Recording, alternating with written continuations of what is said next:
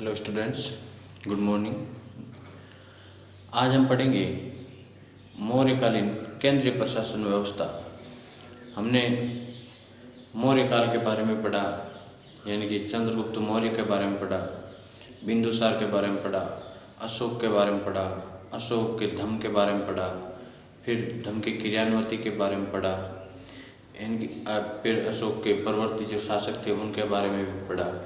अब हम पढ़ेंगे उस वक्त जो शासन चलाने की विधि थी वो कैसी थी केंद्र में, और फिर हम पढ़ेंगे प्रांत में कैसी विधि थी।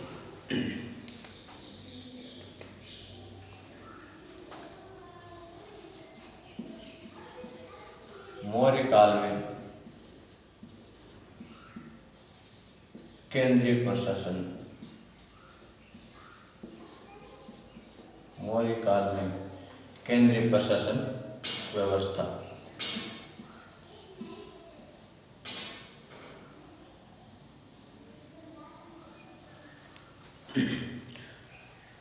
मौर्य काल में प्रशासन की जानकारी हमें मौर्यकालीन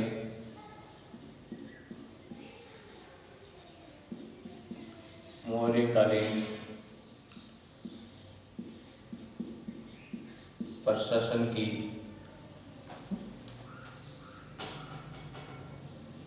जानकारी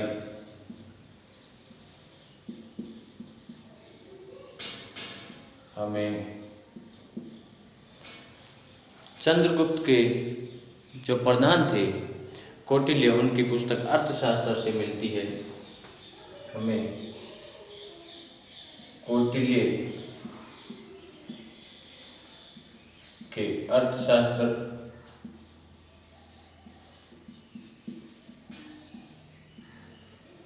एवं मेगास्थनीज की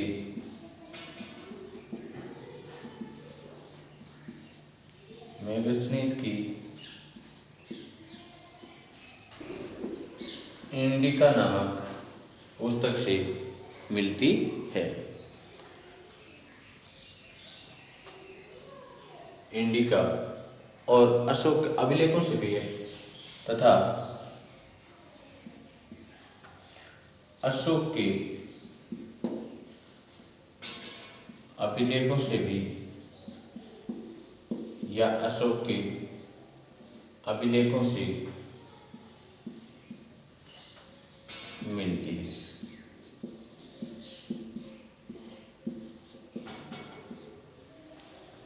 मौर्यकालीन प्रशासन की जानकारी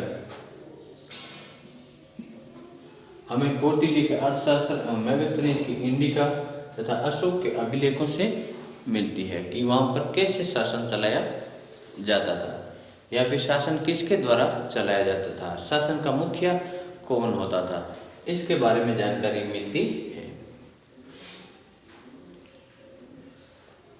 मौर्य प्रशासन में ही पहली बार मौर्य प्रशासन में ही पहली बार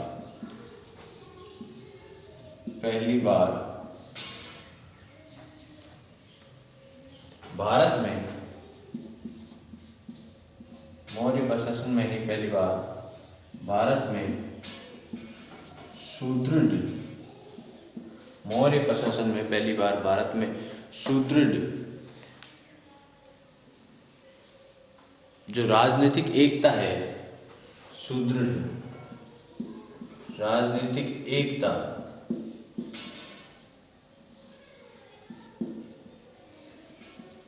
एवं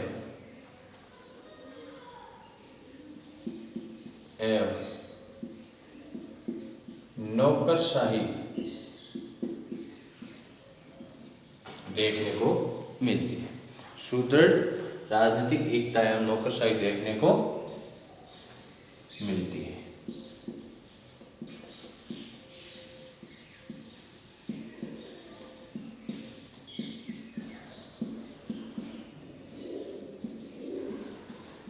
जब मौर्यकालीन प्रशासन यानी कि मौर्य काल में प्रशासन को देखने के लिए अलग अलग विभागों में अलग अलग व्यक्तियों की भी नियुक्ति की गई थी, इनके प्रशासनिक अधिकारियों की भी नियुक्ति की गई थी।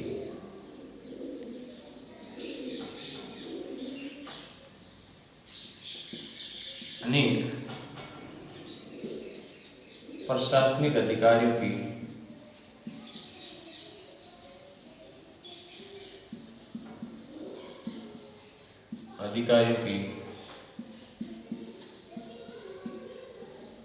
नियुक्तियां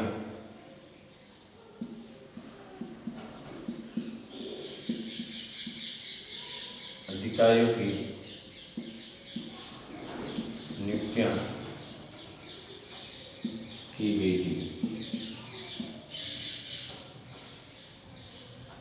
या की जाती थी।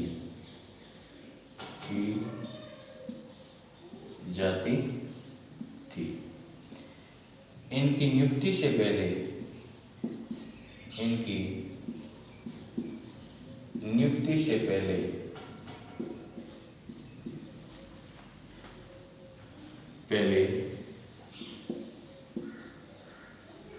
इनके चरित्र और व्यवहार को भलीभांति से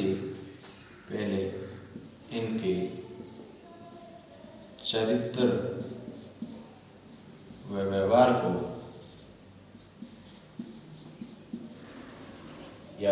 की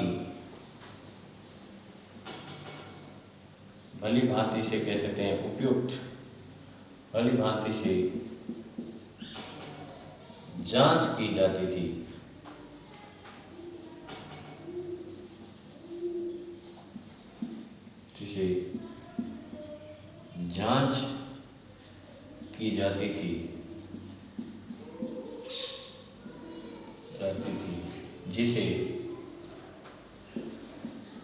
जिसे उपदा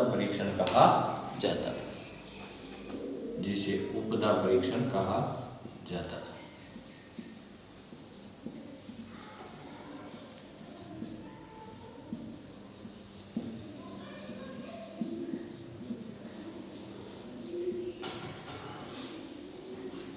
मौर्य काल में अगर किसी व्यक्ति को मंत्री परिषद या प्रशासन का अंग बनाना होता था तो उस व्यक्ति की जांच की जाती थी, उसके चरित्र और व्यवहार को विशेष प्रकार से परखा जाता था और इस परखने की प्रक्रिया को उपदा परीक्षण कहा जाता था।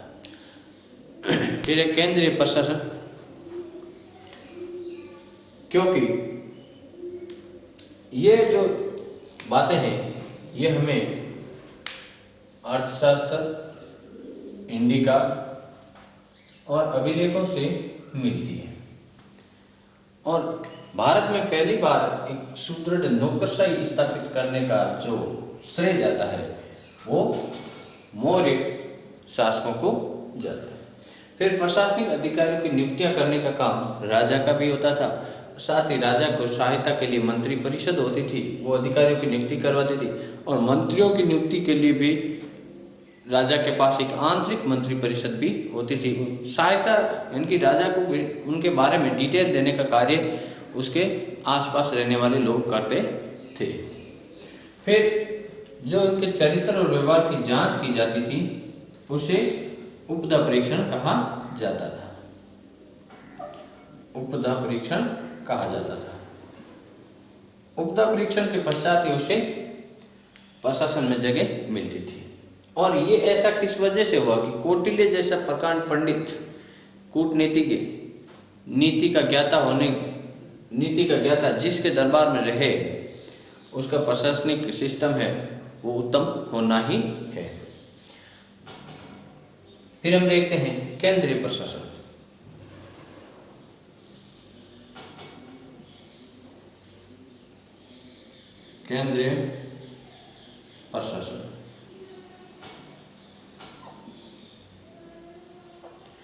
देखिए, वर्तमान राजनीतिक व्यवस्था को भी समझने के लिए केंद्रीय और राज्य दोनों प्रशासन चलते हैं, क्योंकि भारत एक संघ शासित देश है। भारत में क्या है, संघात्मक व्यवस्था है और सेंट्रल गवर्नमेंट में संघात्मक संसदात्मक जो व्यवस्था है।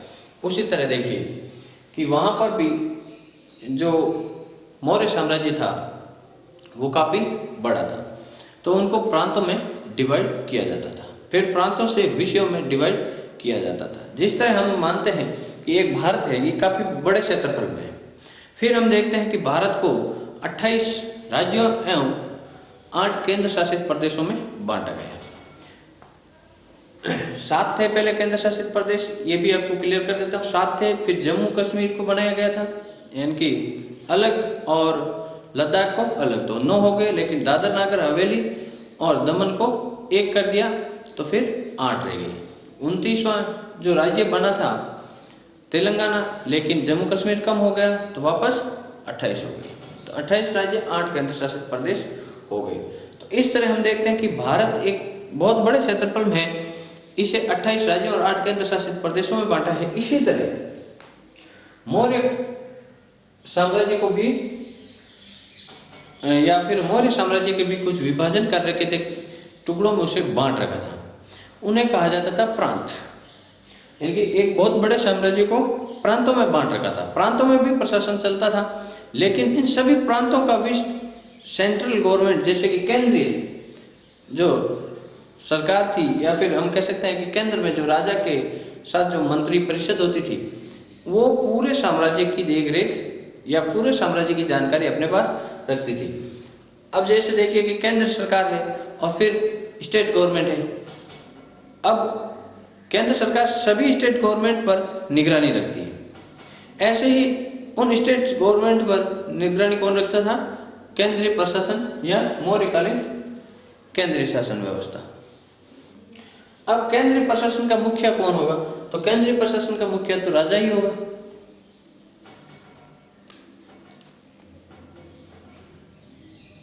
मौर्य काल में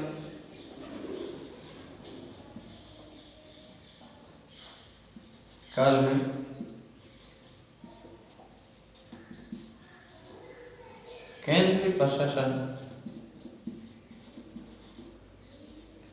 का प्रधान राजा होता था। किन किन क्षेत्रों में? यानी कि कार्यपालिका में भी मुख्य कौन? राजा। व्यवस्थापिका में मुख्य कौन? राजा। न्यायपालिका में मुख्य कौन? राजा। वह कार्यपालिका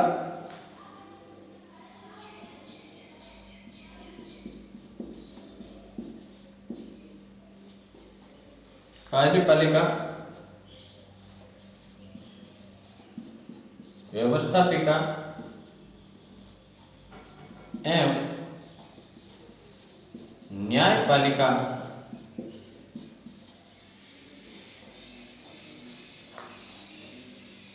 का मुखिया होता था।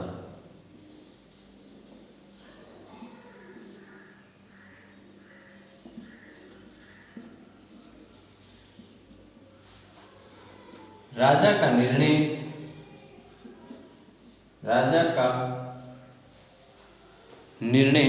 अंतिम होता था। राजा का निर्णय अंतिम होता था, यानी कि राजा ने जो फाइनल कर लिया या राजा ने जो डिसाइड कर लिया वो फाइनल होता था। राजा से ऊपर कुछ भी नहीं था। राजा की सहायता के लिए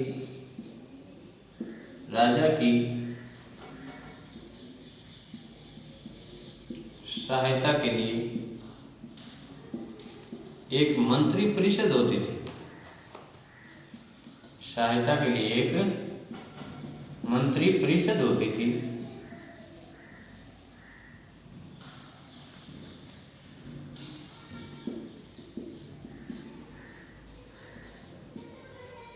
जिनके माध्यम से राजा है वो कार्यों का संचालन करता था।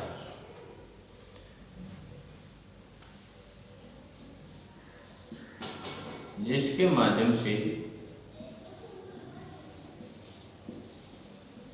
राजा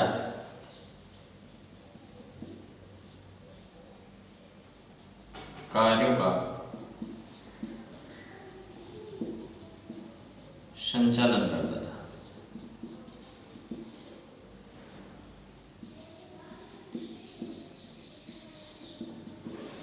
इस प्रकार मौर्यकालीन शासन व्यवस्था या प्रशासन व्यवस्था में राजा सर्वोच्च एवं मुखिया होता था।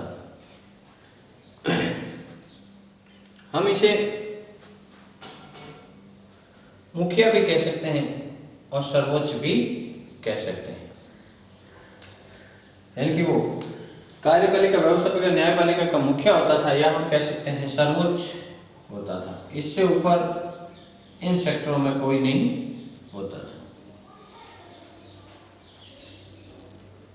राजा का निर्णय अंतिम माना जाता था और सर्वोच्च न्यायाधीश का काम भी राजा ही करता था। यानी कि किसी व्यक्ति को दंड मुक्त करना है या किसी व्यक्ति को दंड देना है, ये फाइनल अगर डिसाइड राजा ने कर दिया, उसके बाद कोई भी, चाहे हम कह सकते हैं राजुक हो या फिर कोई न्याय अधिकारी हो, वो उसे चेंज नहीं कर सकता था।